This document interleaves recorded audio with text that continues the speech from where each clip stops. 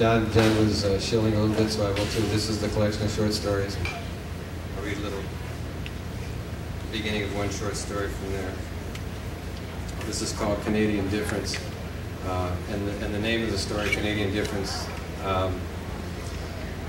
comes from the fact that as a family we were pretty poor, and as much as we did for vacations, on the few occasions we actually went to another country, which was Canada. We went over the bridge. That was as exotic as it got. But for us kids, when we went over the bridge, there was that line with the flags on either side. And for me, it was really exciting. By the time we hit that line, I imagined that I felt different when I was now on the Canadian side. And that problem continues to this day.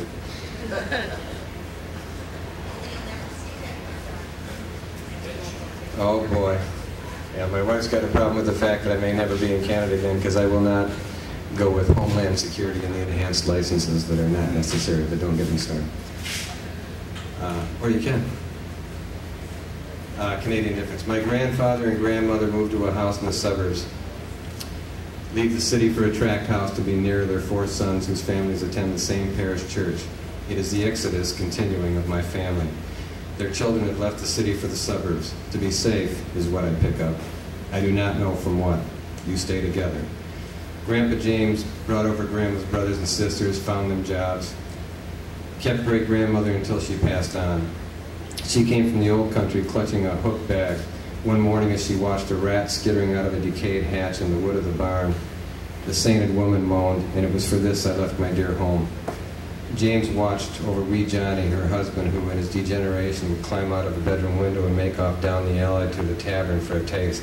He could sing to make you cry, that one, Grandma said. Sometimes the boys would have to set out early for school to find him.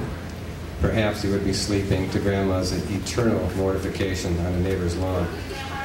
But when they were to catch him in the act of escaping through a back window, they would put him down in the bed. If he was drunk already, it paralyzed him. Like a turtle, he was unable to right himself. You buggers, he would hiss, and my own kind too, for shame. Everyone lived on the lower floor of a home on Plum Street, straight out center at Navy Field. They could see from the porch over the wooden fence into the park.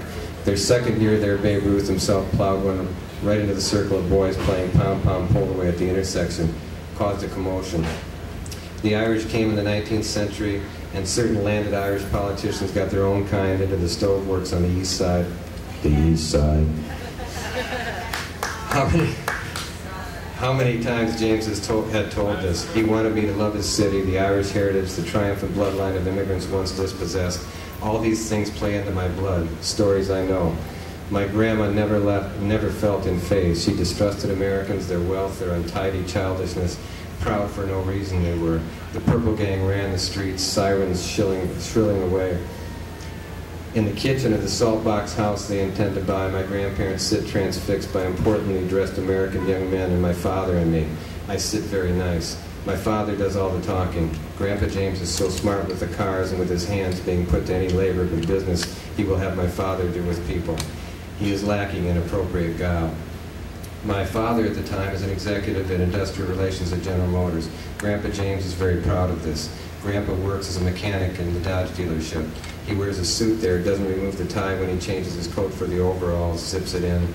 He spreads cloths, works like a surgeon, always has clean hands. Customers ask for him by calling him JP, and they say they will only have James work on their cars, which makes me proud and makes me want to be called by my initials.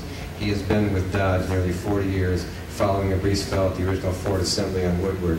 He speaks of these jobs only in terms of the great presences which brought them into being. His time might as well have been spent in the very gardens and garages of the Ford and Dodge families to hear him tell it. There was Miss Anna and Mr. Ford, who Grandpa says was hard as a pea 3 days on a dinner plate. As the men bargain, Grandpa James shifts and scratches his neck, and every now and again nods when my father does, and looks at papers too, which he clearly does not understand. He snaps at me to cut off my radio. A Japanese transistor in good-smelling, hard-brown leather case which I hold by its strap. Just before I was born, my country dropped a bomb on these people from planes made out in Warren, where they made tanks too, and this radio is something all the way from Japan. It sounds like that little, that far away, and it is smaller than radios here, and on it I can listen to rock and roll and baseball games with Ernie Harwell saying, backing up on the track, and he pulls it in.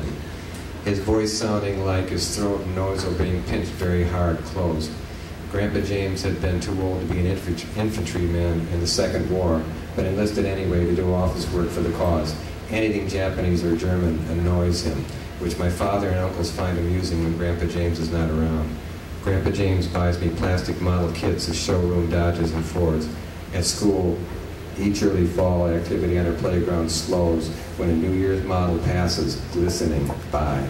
We brag about how many we have seen. Someone says that California sees them first, but that can't be true.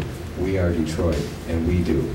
Several have actually seen turbines, and they do put hair oil in it if they want.